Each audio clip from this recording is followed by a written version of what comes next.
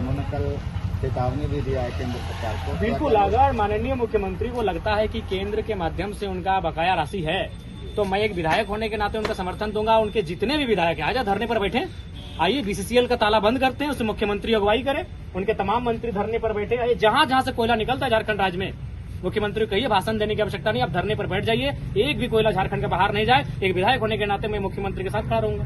तो आप भी चाहते हैं कि खदानें तमाम बंद कर देनी चाहिए? नहीं, फिर अगर झारखंडियों को हक नहीं मिलेगा, हमारा कहना है कि अगर हमारे मतलब ये कहाँ का विकास हुआ कि हमारे चमड़े से आप ढोल बजाएंगे, ढोल की आवाज कोई और सुनेगा, हम दर्द में रहेंगे, तो हम उसका पक्षधर बिल्कुल नहीं है। अगर कोयला उन्नति का पैमाना है तो उन्नति हमारा भी होना चाहिए।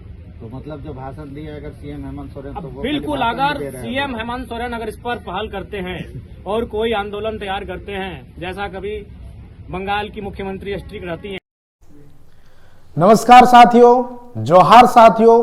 अभी आपने देखा, हालांकि जयराम कुमार महतो जो डुमरी के विधायक हैं, इन्होंने अपना एक बयान दिया है जिसमें से वह यह कहते हुए नजर आ रहे हैं कि यदि जरूरत पड़े राज्य सरकार को, हमारे माननीय मुख्यमंत्री श्री हेमंत सोरेन को, तो हम भी उनके साथ धरने पर बैठ करके केंद्र सरकार मतलब झारखंड का जो पैसा बकाया है केंद्र सरकार से, उसको हम लोग वसूलने का कोशिश करेंगे। क्योंकि झारखंड का पैसा झारखंड में होना चाहिए, और जितना भी झारखंड का पैसा बाकी है यदि केंद्र सरकार दे देती है तो झारखंड अच्छा खासा डेवलप हो जाएगा। हालांकि क्या है इसके मायने और कहां से ये मुद्दा आया, क्या झारखंड सरकार वाकई में कोयला जो है वो बंद कर सकती, इन सारी बातों पर हम लोग चर्चा करेंगे। सबसे पहली बात है, समझते हैं कि आपको पता होगा कि एक चुनावी मुद्दा चला था। क्या चुनावी मुद्दा चला था कि झारखंड सरकार का जो पैसा है वो केंद्र पे 1,36,000 करोड़ रुपया बाकी है। यदि इतना पैसा केंद्र सरकार झारखंड को दे देती है तो मान के चलिए कि यहाँ के जितने भी नागरिक हैं, झारखंड के जितने भी नागरिक हैं, उनका मतलब ठीक ठाक हो जाएगा। 1,36,000 रुपया 36,000 करोड़ यदि दे देती है केंद्र सरकार, तो झारखंड में कोई आपको गरीबी रेखा के नीचे नहीं नजर आएगा। यही एक चुनावी एजेंडा था, है ना।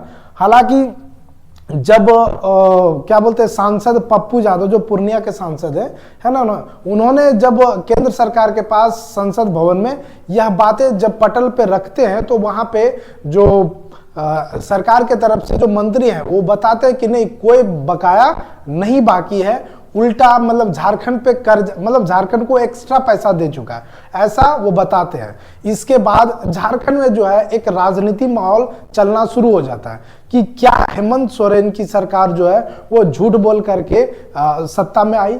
क्यों? क्योंकि आपको पता होगा कि उन्होंने बार बार केंद्र सरकार पर एक आरोप लगाते थे। वो आरोप क्या था कि हमारा 1,36,000 करोड़ रुपया दे दो, हम अपने लोगों का जो है विकास कर लेंगे। तो अब जो है केंद्र सरकार के द्वारा साफ मना कर दिया जा चुका है कि झारखंड सरकार का कोई पैसा बकाया नहीं है। अब हम लोग समझते हैं कि क्या वाकई में, अब अभी आपने जो बयान सुना डुमरी विधायक जयराम कुमार महतो का, इन्होंने कहता है कि चलिए हम आपके साथ बैठ करके धरना में बैठते हैं, झारखंड का कोयला को रोकिए, नहीं जाने दीजिए। तब देखिए केंद्र सरकार क्या करती। तो क्या झारखंड सरकार मतलब ऐसा कर सकती है? जो झारखंड में जितने भी बीसीसीएल है, ईसीएल है, सेल है, मतलब जितने भी सारी कंपनियां जो है यहाँ से मतलब कोयला निकालने का काम करती है, तो क्या झारखंड सरकार चाहे तो कोयला देना भारत सरकार को बंद कर सकता है, केंद्र सरकार को बंद कर सकता है? इस पे हम लोग समझेंगे। तो आपको पता होगा कि कुछ संपत्ति है जो केंद्र की संपत्ति होता है, उसमें कोई भी राज्य हस्तक्षेप नहीं करता है। जैसे मान के चलिए रेलवे जो होती है वो केंद्र सरकार की संपत्ति होती है, उसमें कोई भी राज्य चाह करके भी हस्तक्षेप नहीं कर सकता है। ठीक उसी प्रकार से ये जो कोल माइंस है, ये जो है ये केंद्र सरकार के अधीन में आता है। कोई भी राज्य चाह करके वो कोयला रोक नहीं सकता। हाँ, हालांकि क्या कर सकता है कि राज्य, तो इसमें से ऑप्शन क्या बचता है, राज्य सरकार क्या कर सकता है? तो जो माइंस तो ओपन हो चुका है उसमें तो कुछ नहीं कर सकता है ना, कुछ रॉयल्टी बढ़ा सकता है, और ज्यादा से ज्यादा क्या कर सकता है, जैसे मान लिया जाए कि नया माइनिंग का कोई एरिया मिला, नया माइनिंग के लिए कोई जगह मिला, तो वो जो है लैंड क्लियरेंस में थोड़ा बहुत डिले कर सकता है। मतलब केंद्र सरकार को परेशान किया जा सकता है लेकिन रोका नहीं जा सकता है। तो यदि ऐसा चाहे, राज्य सरकार चाहे तो कहीं ना कहीं केंद्र से बातचीत करके कुछ अपना रॉयल्टी बढ़ा सकता है, हालांकि पूरे तरीके से रोक नहीं सकता है। तो आज के वीडियो में बस इतना ही, मिलते हैं नेक्स्ट वीडियो में, तब तक के लिए बने रहिए, हमारे चैनल को लाइक शेयर एंड सब्सक्राइब करें। इसी तरह का वीडियो हम आप तक पहुंचाते रहेंगे। धन्यवाद।